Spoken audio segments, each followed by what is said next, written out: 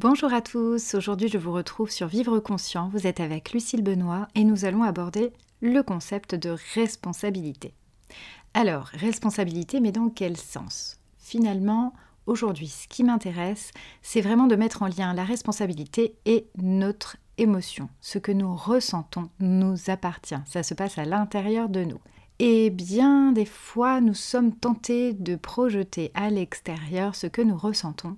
Et c'est ce que nous allons voir aujourd'hui parce que la responsabilité, quand on se la réapproprie, peut nous sauver de bien des tensions et des relations conflictuelles qui peuvent se faire jour tant avec nos amis, avec notre famille, mais aussi dans le couple, y compris aussi avec les enfants. Toute relation pourrait être concernée aujourd'hui. Et donc, ce que je vous propose dans ce podcast, c'est vraiment d'identifier votre part de responsabilité et de vous sensibiliser à cette notion sans laquelle il n'existe de liberté psychique qui est nécessairement associée à votre part de responsabilité. Et nous verrons pourquoi ces deux concepts sont en lien. Il n'y a pas de liberté intérieure psychique s'il y a une attente et une espérance donc vis-à-vis de l'autre qui pourrait être à l'origine de ce que nous allons sentir. Donc si vous êtes prêts, c'est ce que je vous propose aujourd'hui, c'est parti.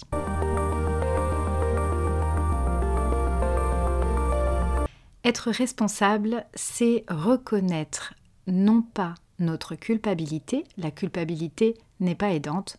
Être coupable, ce n'est pas être responsable. Être coupable, c'est une émotion qui plombe, qui vient plomber, qui vient victimiser, qui bien souvent amène un jugement. On est coupable au tribunal, nous pouvons être coupables de quelque chose et nous encourons alors une peine. Ce que je vous propose, ce n'est pas de vous plomber, mais de vous responsabiliser. Il s'agit alors d'un concept totalement différent. Cette responsabilité, elle va nous permettre de nous réapproprier nos émotions et de ne pas projeter à l'extérieur ce qui nous appartient. Alors bien sûr, je vous entends déjà, peut-être que Judith vous a insulté hier et qu'elle est responsable de votre réaction, qu'elle a provoqué de la colère en vous et en ce sens, vous êtes non pas responsable de votre émotion, mais c'est bien Judith qui la porte. Alors, est-ce vrai? Est-ce seulement vrai? Est-ce que tout le monde réagit de la même façon que vous? Eh bien, à cette question, j'aurais bien envie de vous dire que non, mais vous l'aviez déjà en conscience. Vous réagissez avec votre sensibilité, avec votre bagage, avec votre histoire, peut-être même avec vos traumas. Et c'est la raison pour laquelle nous sommes responsables de ce que nous ressentons, responsables au sens où nous devons reprendre justement en main ce qui nous appartient. Et c'est une bonne nouvelle, vos émotions vous appartiennent. Alors parfois, ce n'est pas si simple. Ce n'est pas parce qu'on devient responsable d'un coup, ce n'est pas parce qu'on intègre cette notion-là qu'il est facile juste de ne plus prendre pour coupable celui qui a provoqué cette émotion à l'intérieur de vous. Mais si c'est un travail, c'est déjà important de partir de cette base. Si vous sentez que vous avez une part de responsabilité quant à l'émotion qui va surgir à l'intérieur de vous, alors il vous sera plus facile d'aborder vos relations et de gérer vos conflits interpersonnels. La notion de responsabilité, elle va nécessairement avec la notion de liberté. D'habitude, on le dit plutôt à l'envers d'ailleurs. On ne peut être libre psychiquement que si nous sommes responsables. Responsables de nous, responsables de ce qui nous anime. Si vous portez de l'importance à l'autre qui va être le déclencheur peut-être de votre émotion, mais qu'en plus d'être le déclencheur, il devient le responsable de ce que vous ressentez, alors qu'il a probablement simplement réanimé une blessure à l'intérieur de vous, eh bien, vous allez compter sur l'autre pour apaiser probablement cette émotion. Il n'est pas rare d'avoir des personnes qui ruminent pendant des heures, voire des semaines, à la suite d'un conflit interpersonnel qui aura amené une désillusion, une déception, une colère. D'ailleurs, les couples en font les frais. La plupart des couples peuvent vivre des conflits et c'est toujours loin d'être évident de se réapproprier cette responsabilité. Il y a plusieurs façons de comprendre cette corrélation entre liberté et responsabilité, et les philosophes s'y sont d'ailleurs penchés. Les dissertations se font fréquentes quant à ce lien qu'il peut exister entre deux notions très importantes, et la manière dont je le conçois en tant que professionnelle est bien personnelle, ce n'est que ma vision, mais dans le sens où finalement la liberté n'est pas seulement physique, mais dans notre métier en tant que psychologue, on a tendance à dire elle appartient justement à la psyché. C'est comment être libre psychiquement, dans ses pensées, ne pas vivre de manière obsessionnelle, de manière contraignante, où les émotions prennent l'ascendant. Il nous revient effectivement, où il nous devient plus exactement nécessaire de reprendre notre responsabilité et donc d'assimiler nos émotions, de les intégrer, d'intégrer les charges émotionnelles comme peut l'évoquer d'ailleurs Michael Brown dans son livre Le processus de la présence. Et ça, c'est un travail qu'il nous appartient de réaliser, de faire. À la question « Êtes-vous responsable de vos émotions ?», eh bien, vous pouvez tout d'abord essayer de regarder avec distance les relations qui sont les vôtres. Sont-elles souvent teintées de conflits, de reproches? Faites-vous souvent des reproches aux autres? Leur reprochez-vous de vous mettre en colère? Leur reprochez-vous votre sentiment de mal-être? Leur reprochez-vous votre état de tristesse? Si votre conjoint vous a trahi, il est responsable de son acte. Il est responsable de ce qu'il dit, de ce qu'il fait, de ce qu'il ressent lui aussi. Et il va peut-être déclencher, il est peut-être responsable dans sa manière de l'amener, attention, de déclencher une émotion. Mais il faut savoir qu'une émotion, elle reste quelques secondes.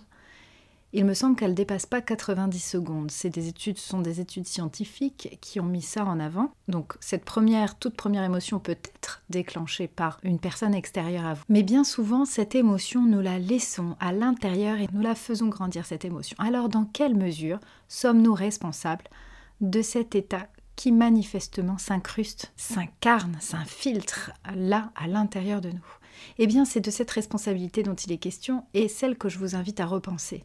Parce que si une émotion ne dure que quelques secondes et si vous êtes toujours en colère des années après, alors il va falloir que vous choisissiez de ne plus porter cette émotion. Comment fait-on concrètement? C'est une autre démarche. La démarche, après en avoir conscience, c'est évidemment de repenser les choses et de vivre peut-être cette intégration émotionnelle et pour se délester et pour la remplacer par autre chose. Alors, si vous avez des conflits, la plupart du temps, ce qui finit par éclater, c'est bien souvent orchestré par le rejet de ces émotions qui là, ne sont pas acceptables, ne sont pas acceptées. Et bien souvent, on peut aussi voir là-dedans un refus de l'autre, un refus de ce qu'il amène, un refus de son fonctionnement, un refus de ce qu'il provoque en vous, nous l'avons dit, mais un refus de ce qu'il est. Et cette responsabilité émotionnelle, si vous arrivez à travailler dessus et que vous arrivez à reprendre justement les rênes de votre psyché, vous serez d'autant plus libre que vous ne supposerez plus les intentions de l'autre. Et ça, c'est salvateur parce que ça nous permet de rentrer vraiment en contact avec l'autre d'une manière générale. Dans les 4 accords Toltec, vous pouvez retrouver, de Miguel Ruiz, vous pouvez retrouver justement un des accords selon lequel il est important de ne pas prendre personnellement ce qui se passe. Si quelqu'un est en colère, c'est à lui que ça appartient. Si quelqu'un est triste, c'est à lui que ça appartient. Et il faut aussi prendre cette bonne distance pour ne pas prendre personnellement les choses et encore moins l'émotion que l'autre va ressentir. Et bien souvent, nous en faisons une affaire personnelle et c'est ce qui fait que les tensions peuvent tourner au vinaigre en fait et ne désemplit pas le quotidien. Dans quelle mesure, à la fois, se déresponsabiliser de l'émotion de l'autre se responsabiliser de ses propres émotions sans quitter la relation, sans paraître pour celui qui se fiche de tout. C'est important d'apprendre la bonne distance, c'est important d'écouter vraiment, d'écouter ce que l'autre dit tout en comprenant que ça se passe chez lui, ça se passe dans son cœur, ça se passe dans sa tête. Vous n'êtes pas l'objet de cette charge émotionnelle et vous êtes seulement le réceptacle et c'est important que vous ne le preniez pas directement. Parce que si vous le prenez directement, vous en souffrez. Et si vous en souffrez, vous n'écoutez plus. Vous vivez sur la défensive, peut-être dans l'offensive, en agressant la personne qui s'adresse à vous, tout simplement parce qu'il n'y a pas de bonne écoute. Si vous êtes en train d'essayer de vous sauver, de vous convaincre ou de convaincre l'autre de votre bonne intention, ou de votre bonne pensée, ou de votre bon fonctionnement. Nous fonctionnons tous différemment et nous sommes tous différents dans notre sensibilité, de par notre histoire, de par notre tempérament, de par notre personnalité. Nous sommes tous différents et nous devons apprendre à composer avec cette différence pour justement apprendre à accepter l'autre tel qu'il est. Et ça ne peut passer qu'en se responsabilisant, qu'en reprenant la responsabilité de ses émotions et en considérant que notre fonctionnement, il est ce qu'il est. Si nous apprenons à accepter nos émotions et à les faire nôtres, nous apprendrons à prendre de la distance avec les émotions de l'autre et à considérer qu'il a le droit, lui aussi, d'avoir des émotions. Et alors, quel est le but de tout ça? Parce que c'est bien un petit peu de blabla philosophique, spirituel, psychologique, mais à quoi ça sert?